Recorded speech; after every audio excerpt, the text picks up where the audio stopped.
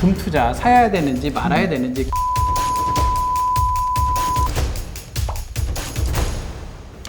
자, 오늘도 영업점에서 의뢰된 다양한 상담 사례 중 중요한 사례 하나 골라서 저희 WM 스타 자문단 친절한 김프로님과 함께 이야기 나눠보도록 하겠습니다. 저는 50대 후반의 은퇴 생활자입니다. 요즘 코로나가 진정되면서 주위에 주식 투자를 시작한 친구들이 많은데요. 지금에서야 주식에 투자하자니 이미 때를 놓친 것 같아 내키질 않습니다. 사실 주위에 사업하는 친구들 얘기를 들어보면 우리나라 경제가 좋아질 것 같지도 않고요. 신문을 보니 코로나가 다시 올 수도 있고 미국이랑 중국이 다시 다투는 것도 심상치 않아 보입니다. 공부를 조금 해보니 이럴 경우 금 투자를 하면 좋다고 하던데 지금 금을 투자해도 괜찮을지, 또 금 투자를 하려면 어디에 가서 무엇을 사야 하는지 알려주시면 감사하겠습니다. 김프로님, 오늘 아예 결론을 내주시죠. 어떤 결론을? 네? 지난번에 우리가 결론이 좀 뒤에 나왔다고 원망하시는 구독자님이 좀 계셨기 때문에 오늘 초장님, 네. 금 투자 사야 돼요? 말아야 돼요? 지금 말씀드리면 아마 영상을 여기까지만 보시고 그만 보시는 분들이 많으실 것 같아서 오늘도 역시 결론은 마지막에 말씀드리겠습니다. 헐, 안 넘어오시는 것 같습니다. 구독자님, 잠시만 영상 끝까지 봐주시면 원하시는 결론 찾으실 수 있으실 거를 믿습니다. 그나저나 우리 금 가격 많이 올랐죠. 네, 지금 뭐 코로나19 때문에 벌써 이제 작년 생각이 가물가물하실 텐데 작년에도 미중 무역 분쟁 같은 뭐 이슈들 때문에 자산 가격 변동성이 상당히 심했던 한 해였습니다. 이제 그런 환경 속에서도 금 가격은 작년 한 해 동안 한 18% 정도 올랐죠. 많이 올랐네요. 네, 그리고 올 초부터 시작해서도 한 12% 정도 또 금 가격이 올랐으니까 한 두 해에 걸쳐서 지금까지 한 뭐 30% 정도 금 가격이 올라서 많이 오른 편입니다. 근데 또 한 가지 또 말씀을 드리면 금 가격의 역사적인 최고점이 2011년 9월 달에 기록했던 1트라이온스당 1,899달러였습니다. 꽤 높네요. 예, 그러니까 지금 금 가격 수준에서 한 10% 정도만 오르면 역사적인 최고점을 뚫게 되는 거죠. 저뿐만 아니라 우리 구독자님들 대부분 주식 시세는 자주 좀 확인도 하고 하는데 그렇죠. 금 시세는 주변에 돌잔치 없으면 잘 확인을 제가 안 하다 보니까 네. 이렇게 많이 올라 있는지 몰랐어요. 근데 좀 한 가지 제가 조금 이상한 점은 네, 금이라 하면 대부분 대표적인 안전자산이라고 저희가 보고 있잖아요. 그렇죠. 그런데 시장에서 보면 빅스 지수라고 뭐 공포 지수라고 우리가 흔히 좀 불리는 네네, 지수가 굉장히 좀 안정적이에요. 그렇죠. 그렇죠? 그리고 주식도 굉장히 많이 올라 있어요. 최근에 많이 올랐죠. 네. 근데 금까지 또 올라 버렸어요. 그럼 네. 이건 어떻게 된 현상이죠? 그러니까 말씀하신 대로 금은 세 가지 대표적인 안전자산으로 꼽히는 이제 달러화, 엔화, 금 이렇게 꼽힐 정도로 대표적인 안전자산입니다. 그래서 최근과 같이 전 세계적으로 이제 뭐 바이러스가 뭐 창궐을 하거나 국제적으로 전쟁 같은 것들이 발생을 했을 때 안전자산 선호 현상에 의해서 금 가격이 많이 오르는 경향이 있습니다. 근데 꼭 금 가격이 이러한 변동성만으로 움직이는 것은 또 아닙니다. 제가 앞서 2011년 9월 달에 이제 금의 역사적인 최고점을 찍었다고 말씀을 드렸는데 그때 금 가격이 왜 올랐는지를 지금 한번 복기를 해보면 어느 정도 힌트를 좀 얻을 수 있지 않을까 싶습니다. 생각을 해보면 2008년에 글로벌 금융위기가 이제 발생을 하고 나서 전 세계가 경기 침체를 겪었죠. 그렇습니다. 그래서 이제 자산 가격이 반토막이 나고 막 그랬었는데 지금처럼 그때 그 위기를 타개하기 위해서 각국들이 금리를 앞다퉈서 내렸고요. 많이 내렸죠. 예, 그리고 막대한 유동성을 또 시장에다 공급을 했었습니다. 그렇죠. 네. 이런 것들이 지금 단계에서도 코로나19로 인해서 온 경기 침체를 극복을 하기 위해서 똑같은 일들이 지금 벌어지고 있다는 거죠. 그러면 금 가격은 좀 이렇게 저금리인 환경에서 조금 오를 수 있는 여지가 더 많았다? 뭐 이렇게 이해하면 되는 건가요? 역시 스마트하십니다. 네. 공부 좀 했습니다. 간단히 생각해보면 뭐 이런 거죠. 금과 같이 안전자산이라고 얘기하는 이제 채권이 있잖아요. 우리가 채권을 가지고 있으면 때가 될 때마다 채권은 우리한테 이제 주기적으로 이자를 줍니다. 그렇습니다. 근데 이제 금은 우리가 뭐 가지고 있다고 해서 금이 우리한테 이자나 배당을 주지는 않잖아요. 그렇죠. 뭐 마찬가지로 금을 뒷마당에 심어놨다고 해서 뭐 거기서 뭐 금이 주렁주렁 열리는 것도 아니고. 그래서 채권의 이자가 채권을 우리가 보유함으로써 채권이 우리한테 주는 이자 수준이 낮아지면 낮아질수록 상대적으로 이자를 주지 않는 금의 매력도는 조금씩 높아지게 되는 그렇게 생각을 하시면은 왜 이제 저금리 환경에서 금 가격이 유리한지 상승에 유리한지 그거를 좀 아실 수가 있을 것 같습니다.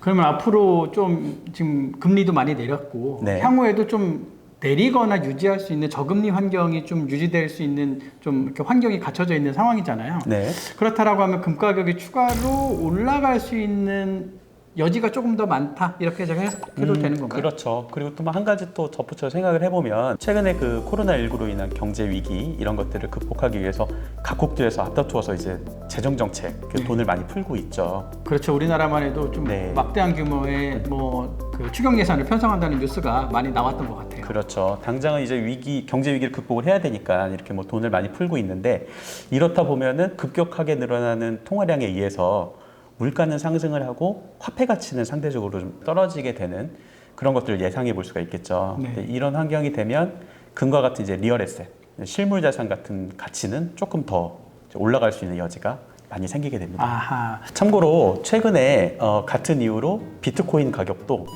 상대적으로 좀 많이 오르고 있습니다. 비트코인은 가슴이 아픕니다.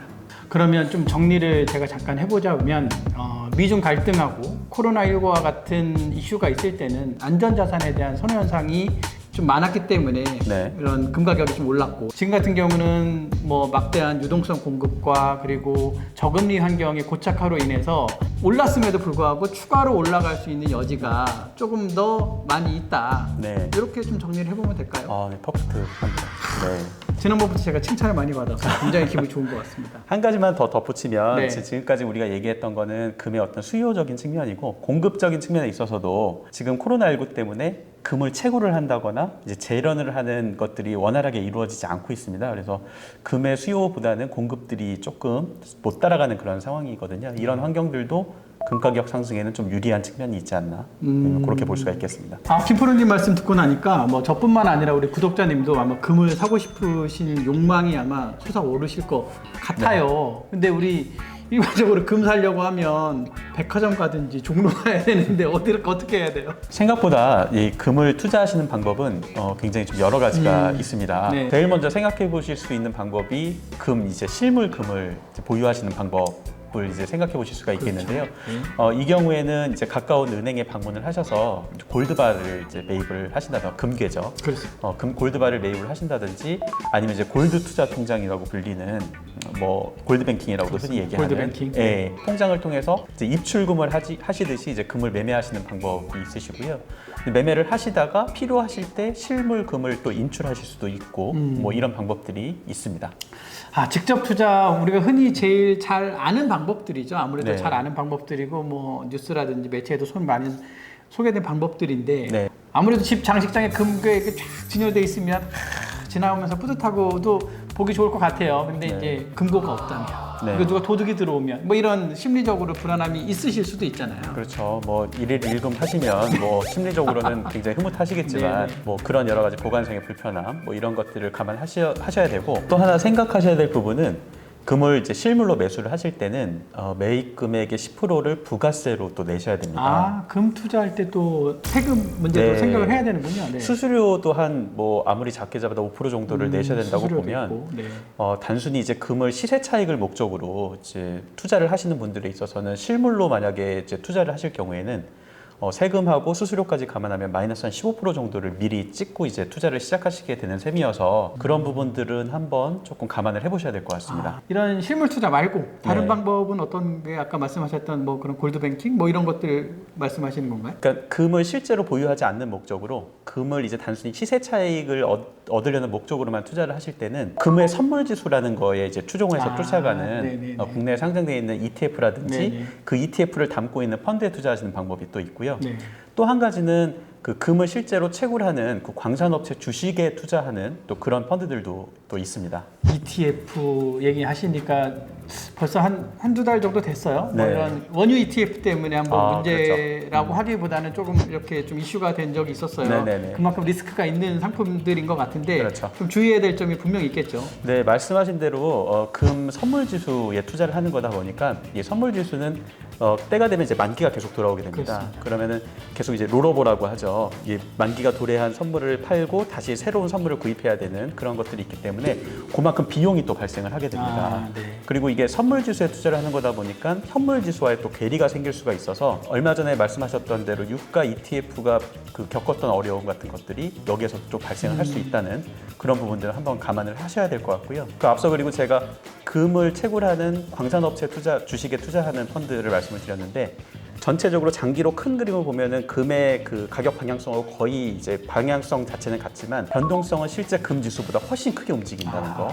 또 그런 차이가 점들도 좀 주의를 하셔야 될 것 같습니다. 우리 구독자님들도 관심이 많으시다라고 하면 반드시 좀 주의사항 정도는 좀 체크해 주시고 그렇죠. 꼼꼼히 검토해 보실 필요가 있으시겠어요. 네네. 그렇죠.